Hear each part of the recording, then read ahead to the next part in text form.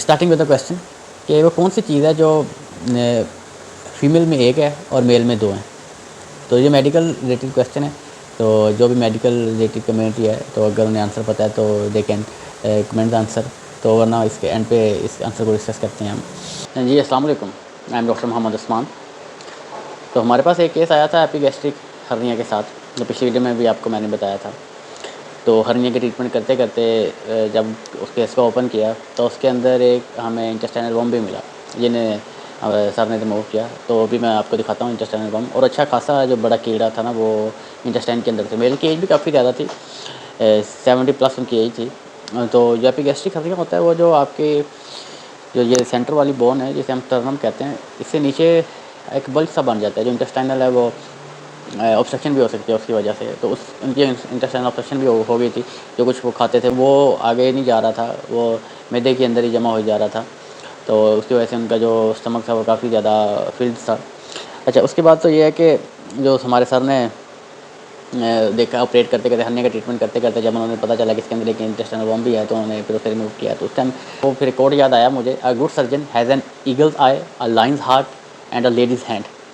تو یہ ایک گڈ سرجن کی جو ہے نا کوالٹی ہونی چاہیے کہ اگر وہ کوئی آپریٹ کر رہا ہے تو اگر کسی اور جگہ بھی کوئی مسئلہ ہے تو وہ بھی اسے پتہ چل جاتا ہے کہ اس نے اسے بھی ٹریٹ کرنا ہوتا ہے ساتھ ساتھ. اچھا اس کے بعد ہمارے پاس ایک اپینڈکس کا کیس تھا. تو وہ اپینڈکس ابھی آپ کو میں دکھاؤں گا. وہ ریٹروسیکل سب ہیپیٹک تھی, 13 سینٹی میٹر لمبی اپینڈکس تھی.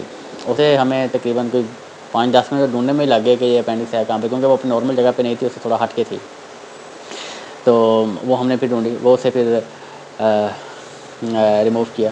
تو اس کے اندر بھی تھوڑا ہمیں ٹائم لگا. اچھا اس کے بعد جو موسٹلی جو مین چیز میں آج ڈسکس کرنا چاہتا ہوں اس کے اندر جو ہمارے او پی ڈی کے اندر کیسز آ رہے ہوتے ہیں, جو ای آر کے اندر کیسز آ رہے ہوتے ہیں نا, اور اس ٹاپک کے اوپر بہت کم بات ہوتی ہے کیونکہ کچھ ہیزیٹیشن بھی ہے لوگوں کی, کچھ ویسے بھی پرسنل ایشوز بھی آ جاتے ہیں. تو اس لیے I would like to talk کہ ٹو کریٹ اویئرنیس کے لوگوں میں کچھ اس کی بات کرنے کی ہمت آئے, کیونکہ اٹس اے جینوئن ایشو. کیونکہ شروع میں مجھے بھی لگتا تھا لیکن it's a major issue, problem ہے یہ. اچھا اس سے پہلے اسٹارٹنگ ود دا کویشچن کہ وہ کون سی چیز ہے جو فیمیل میں ایک ہے اور میل میں دو ہیں. تو یہ میڈیکل ریلیٹڈ کویشچن ہے. تو جو بھی میڈیکل ریلیٹڈ کمیونٹی ہے تو اگر انہیں آنسر پتہ ہے تو they can comment the answer. تو ورنہ اس کے اینڈ پہ اس آنسر کو ڈسکس کرتے ہیں ہم. اچھا جی, جو او پی ڈی کی کیسز کی بات ہے, اگر ہم یورولوجی کی بات کریں تو اس میں بہت سارے کیسز جو رپورٹ ہوتے ہیں ہمارے پاس. وہ پیشاب کا رک کے آنا ہے, بلیڈر ہے وہ ہمارا کمپلیٹلی ایمپٹی نہیں ہوتا. ہمیں ایسا محسوس ہوتا ہے کہ ہمارے مثانے کے اندر کوئی پیشاب رہ گیا باقی, یا بہت جلدی پیشاب کا آ جانا, کنٹرول نہ رکھ پانا اس کے اوپر. تو اگر آپ کئی دفعہ ایسا محسوس ہوتا ہے کہ ابھی میں کر کے آؤں دوبارہ حاجت ہو گئی ہے, یہ والے مسئلے ہو سکتے ہیں. پھر یہ ہے کہ ہر ٹائم مثانہ بھرا ہوا محسوس ہوتا ہے. کئی دفعہ اگر مثانہ بھرا ہوا محسوس ہوتا ہے تو اس سے الٹیمیٹ افیکٹ یہ بھی ہو سکتا ہے کہ آپ کی جو کڈنی ہے وہ بھی متاثر ہو سکتی ہیں. اچھا میلس کے اندر جو یورینری obstruction ہے وہ کچھ زیادہ کامن ہے. وہ اس لیے زیادہ کامن ہے اور موسٹ آف دا ٹائم جو ہوتا ہے میل کے اندر ہے کیونکہ ان کے اندر جو پروسٹیٹ گلینڈ ہوتا ہے اس کی انلارجمنٹ ہو جاتی ہے. جو پروسٹیٹ گلینڈ ہے یہ ایک نیچرل تھنگ ہے میلس کے اندر, جو فیمیل میں نہیں ہوتا.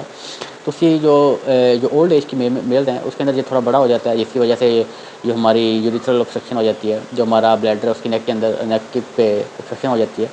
تو اس سے شروع میں تو جیسے بنائن پروسٹیٹک ہائپرپلیزیا بھی کہتے ہیں, شروع میں تو اسے میڈیسن دے کے ٹریٹ کیا جاتا ہے, لیکن ایٹ دا اینڈ اسٹیج تو پھر اس کا ایٹ دا لاسٹ آپریٹ ہی کرنا پڑتا ہے.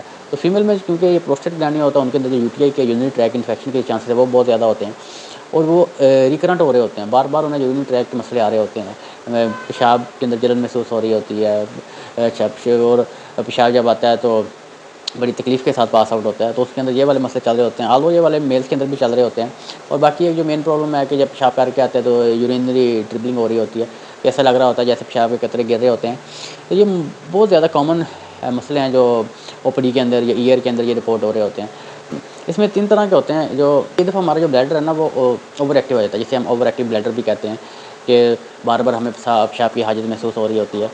اچھا جو اوور ایکٹیو بلیڈر ہے نا اس کی 3 طرح کی سائن اینڈ سمٹمز ہو سکتے ہیں, 3 طرح کی اس کی علامات ہو سکتی ہیں. جسے جو ہمارا حساس بلیڈر ہے نا وہ 3 طرح کا ہو سکتا ہے کہ آپ کو پیشاب آیا اور آپ کو شدید ضرورت ہے کہ آپ نے جی پیشاب کرنا ہے, اس میں روکنے کی گنجائش نہیں ہے, یہ تو ہوگی آپ کی شدید ضرورت ہے.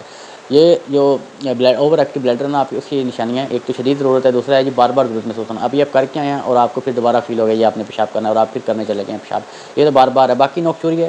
نوک چوری اس سے کہتے ہیں کہ آپ کو رات ٹائم 2 سے یا 2 سے زیادہ مرتبہ اٹھ کے پیشاب کرنے جانا پڑ رہا ہو. اس میں یہ نہیں ہے کہ آپ نے یہ پانی بہت زیادہ پیا ہوا ہے تو اس وجہ سے آپ جا رہے ہیں.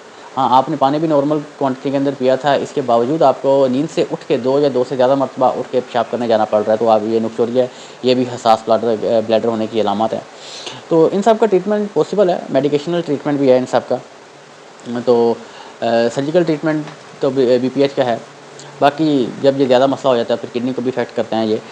تو ان سب مسئلوں کی جو دوائیاں تو صرف 2-4 ہیں ان کی، جو ہم او پی ڈی کے اندر دے رہے ہوتے ہیں. یہ ایئر میں کوئی کیس ہمارے پاس رپورٹ ہوتا ہے اس پہ ہم دے رہے ہوتے ہیں. اس کا یہی ہے کہ آپ you must consult your urologist اگر ان میں سے کوئی آپ کو مسئلہ ہے تو آپ کا جو جلدی سے جلدی ٹریٹمنٹ اسٹارٹ ہو سکے. کیونکہ کئی دفعہ جب پیشاب ہم کر رہے ہیں اتنی زیادہ جلن کے ساتھ آتا ہے، لوگوں کو بہت زیادہ پین فیل ہو رہی ہوتی ہے. یو ٹی آئی بھی ہو سکتا ہے اس کا، one of the main factor ہے. جو پیشاب جلن کے ساتھ آ رہا ہوتا ہے، کڈنی پرابلم بھی ہو سکتی ہے آپ کا، کوئی کڈنی اسٹون بھی ہو جاتے ہیں کئی دفعہ اس بندے کو.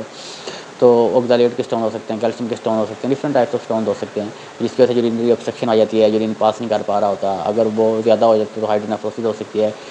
اور بھی بہت ساری کڈنی کے اوپر افیکٹ آ سکتے ہیں، آپ کو پین محسوس ہوتی ہے. تو یہ ڈفرینٹ فیکٹر ہیں جو ڈفرینٹ کیسز ہیں جو ہمارے چل رہے ہوتے ہیں. تو ان سے خیال رکھیں اپنا بھی، اپنے بچوں کا بھی. یہ جو بیماری ہیں اگر ان میں سے کوئی بھی علامت ہے آپ کو، یہ نہیں ہے کیونکہ ایک آدھی علامت آپ نے دیکھی ہے آپ بھاگ گئے ہیں. اگر کنٹینیوسلی کوئی مسئلہ آپ کو فیل ہو رہا ہے کہ یو تھنک کہ آپ کو یہ مسئلہ ہے تو یو مسٹ کنسلٹ یورولوجسٹ. تو ٹیک کیئر. اللہ نگہبان. خیال رکھیں اپنا، اپنے بچوں کا. فی امان اللہ.